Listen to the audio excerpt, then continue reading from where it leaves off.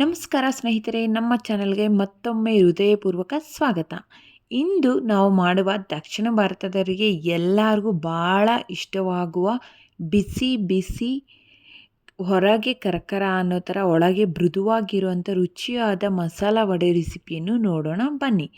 ಈ ಮಸಾಲ ವಡೆ ಸಂಜೆ ಟೀ ಟೈಮ್ಗೆ ಹಾಗೂ ಹಬ್ಬದ ದಿನಗಳಲ್ಲಿ ಅಥವಾ ಅತಿಥಿಗಳು ಮಾಡೋದಕ್ಕೆ ತುಂಬ ಸೂಕ್ತವಾದ ರೆಸಿಪಿ ಅಂತ ಹೇಳ್ಬೋದು. ಹಾಗಾದರೆ ಸಮಯ ಕಳೆದೋಗ ಮುನ್ನಲೇ ರೆಸಿಪಿ ಪ್ರಾರಂಭಿಸೋಣ ಬನ್ನಿ. ಇವಾಗ ಅದಕ್ಕೆ ಬೇಕಾಗಿರೋಂಥ ಇಂಗ್ರೀಡಿಯೆಂಟ್ಸ್ನು ಕೂಡ ನೋಡ್ಕೊಂಡು ಬರೋಣ. ನೋಡ್ತಾ ಇರ್ಬೋದು ಇಲ್ಲಿ ನೀವು ವಡೆ ಅನ್ನೋದು ಯಾವ ರೀತಿ ಬಂದಿದೆ ಅಂತ. ತುಂಬಾ ಪರ್ಫೆಕ್ಟಾಗಿರುತ್ತೆ. ನಾನು ಹೇಳೋ ಪ್ರಾಸೆಸ್ಸಲ್ಲಿ ಮಾಡ್ಕೊಂಡೋಗಿ ತುಂಬ ಚೆನ್ನಾಗಿ ಬರುತ್ತೆ. ಫಸ್ಟ್ ಟೈಮ್ ಮಾಡೋರು ಕೂಡ ಪರ್ಫೆಕ್ಟಾಗಿ ಮಾಡ್ತೀರಾ ಈ ವಡೆ ರೆಸಿಪಿ ಅನ್ನೋದು. ಈ ಚಳಿಗಂತೂ ತುಂಬ ಪರ್ಫೆಕ್ಟ್ ರೆಸಿಪಿ ಅಂತಲೂ ಹೇಳ್ಬೋದು. ಈ ಬ್ಯಾಂಗ್ಳೂರು ವೆದರಲ್ಲಿ ಈ ಥರ ಒಂದು ರೆಸಿಪಿಯನ್ನು ಟ್ರೈ ಮಾಡಿ ನೋಡಿ.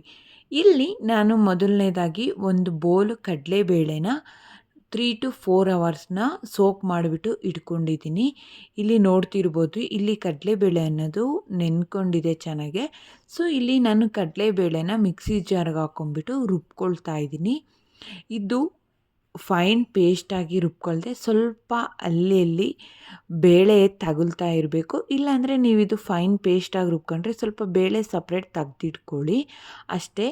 ಇದರಲ್ಲಿ ಸ್ವಲ್ಪ ಶುಂಠಿನೂ ಹಾಗೆ ಬೆಳ್ಳುಳ್ಳಿನ ಸೇರಿಸ್ಬಿಟ್ಟು ಪೇಸ್ಟ್ ಮಾಡ್ಕೊಳ್ಳೋಣ ಬನ್ನಿ. ಇವಾಗ ಅದಕ್ಕೆ ಒಂದೆರಡು ಹಸಿಮೆಣ್ಸಿನ್ಕಾಯಿನೂ ಸೇರಿಸಿ ಕೂಡ ಪೇಸ್ಟ್ ಮಾಡ್ಕೊಳ್ಳಿ.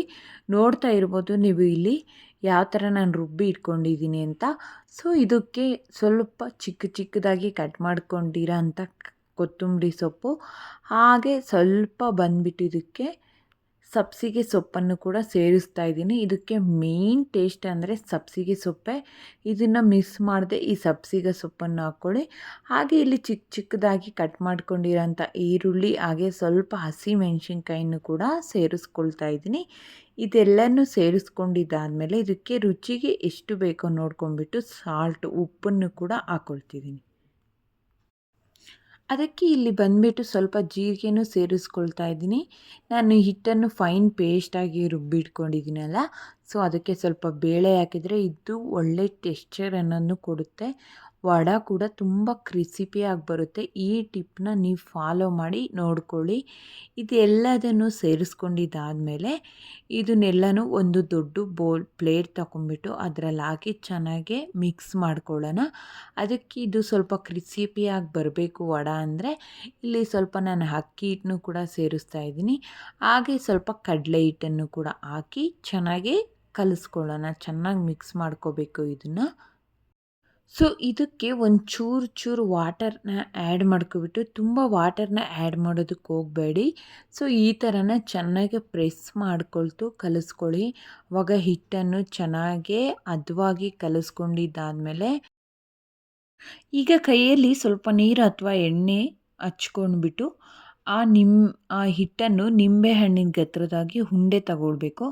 ಅದನ್ನು ಕೈಯಲ್ಲಿ ಸ್ವಲ್ಪ ಒತ್ತಿಬಿಟ್ಟು ಮಧ್ಯದಲ್ಲಿ ಸ್ವಲ್ಪ ರಂಧ್ರ ಮಾಡಿ ಆ ವಡೆ ಆಕಾರ ಬಂದುಬಿಡುತ್ತೆ. ಒಂದು ಶೇಪ್ ಅದು ಆಗಿರುತ್ತೆ. ಅಥವಾ ನಿಮಗೆ ಸದಾ ಚಪ್ಪಟಿಯಾಗಿ ಕೂಡ ಮಾಡ್ಬೋದು.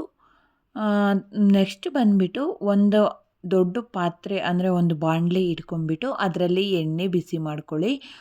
ಫಸ್ಟು ಅದು ಎಣ್ಣೆ ಬಿಸಿ ಆಗೋವರೆಗೂ ಹೈ ಫ್ಲೇಮ್ ಮೇಲೆ ಬಿಸಿ ಮಾಡ್ಕೊಂಡ್ಬಿಟ್ಟು ನಾವು ಯಾವಾಗ ವಡೆ ಹಾಕ್ತೀವೋ ಆವಾಗ ನಾವು ಮೀಡಿಯಮ್ ಫ್ಲೇಮ್ ಮೇಲೆ ಫ್ಲೇಮ್ನೂ ಕೂಡ ಮೀಡಿಯಮ್ ಫ್ಲೇಮ್ಗೆ ಬರಬೇಕು.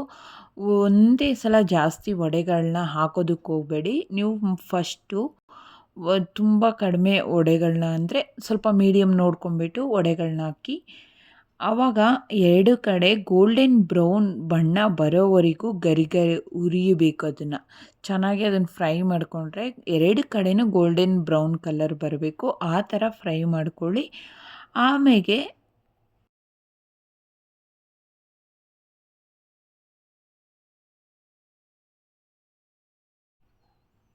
ಅದನ್ನು ನೀವು ಫ್ರೈ ಮಾಡ್ಕೊಂಡಿದ್ದೆಲ್ಲ ಆದಮೇಲೆ ನಾನು ತೋರಿಸ್ಕೊಡ್ತಾ ಇದ್ದೀನಲ್ಲ, ಇಲ್ಲಿ ನೋಡ್ತಾ ಇರ್ಬೋದು ನೀವು ಎಷ್ಟು ಸಿಂಪಲ್ಲಾಗಿ ವಡೆ ಶೇಪ್ ಅನ್ನೋದನ್ನು ಕೂಡ ಮಾಡ್ಕೋಬೋದು ಅಂತ. ಎರಡು ಥರನೂ ನೀವು ನಾನು ಹೇಳಿದ ರೀತಿಯಲ್ಲಿ ಮಾಡ್ಕೊಂಡು ನೋಡಿ. ಆಮೇಲೆ ನೀವೇ ಹೇಳ್ತೀರ ತುಂಬ ಪರ್ಫೆಕ್ಟಾಗಿ ಬಂದಿದೆ ಅಂತ.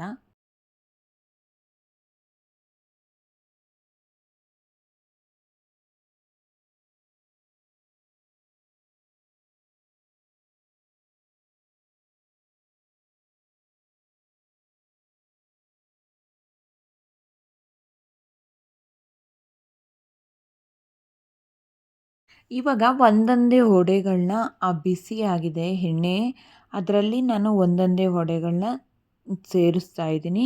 ಹುಷಾರಾಗಿ ನೋಡಿಕೊಂಡು ಹಾಕ್ಕೊಳ್ಳಿ, ಕೈಗೆ ಎಣ್ಣೆ ಸಿಡಿಬೋದು. ಸೊ ಈ ಥರ ಹಾಕ್ಕೊಂಡ್ಬಿಟ್ಟು ಎರಡು ಕಡೆನೂ ಫ್ರೈ ಮಾಡ್ಕೋಬೇಕು, ಗೋಲ್ಡನ್ ಬ್ರೌನ್ ಕಲರ್ ಬರೋವರೆಗೂ.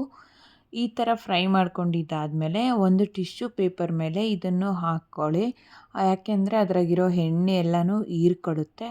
ಸೊ ಎಷ್ಟು ಚೆನ್ನಾಗಿ ಬಂದಿದೆ ನೀವೇ ನೋಡ್ತಾ ಇರ್ಬೋದು ಈ ವಡೆಗಳು. ಈ ಥರ ಕರ ಮಸಾಲ ವಡೆ ತೆಂಗಿನಕಾಯಿ ಚಟ್ನಿ ಅಥವಾ ಟೊಮೆಟೊ ಚಟ್ನಿ ಜೊತೆಗೆ ತಿಂದರೆ ತುಂಬ ರುಚಿಯಾಗಿರುತ್ತೆ. ಸಂಜೆ ಸಮಯದಲ್ಲಿ ಚಹಾ ಜೊತೆಗೆ ಇದಕ್ಕೆ ಸಾಟಿನೇ ಇಲ್ಲ ಕಣ್ರಿ. ಇದು ನಿಮಗೆ ಈ ಮಸಾಲ ವಡೆ ರೆಸಿಪಿ ಇಷ್ಟವಾದರೆ ವಿಡಿಯೋ ಲೈಕ್ ಮಾಡಿ, ನಮ್ಮ ಚಾನಲ್ಗೆ ಸಬ್ಸ್ಕ್ರೈಬ್ ಮಾಡಿ, ಮತ್ತು ನಿಮ್ಮ ಸ್ನೇಹಿತರ ಜೊತೆಗೆ ಶೇರ್ ಮಾಡೋದನ್ನು ಮರಿಬೇಡಿ. ಇನ್ನಷ್ಟು ಸುಲಭ, ಸಾಂಪ್ರದಾಯಿಕ ಹಾಗೂ ಟೇಸ್ಟಿ ರೆಸಿಪಿಗಳೊಂದಿಗೆ ಮತ್ತೆ ಸಿಗೋಣ. ಧನ್ಯವಾದಗಳು. Thank you for watching. Bye bye.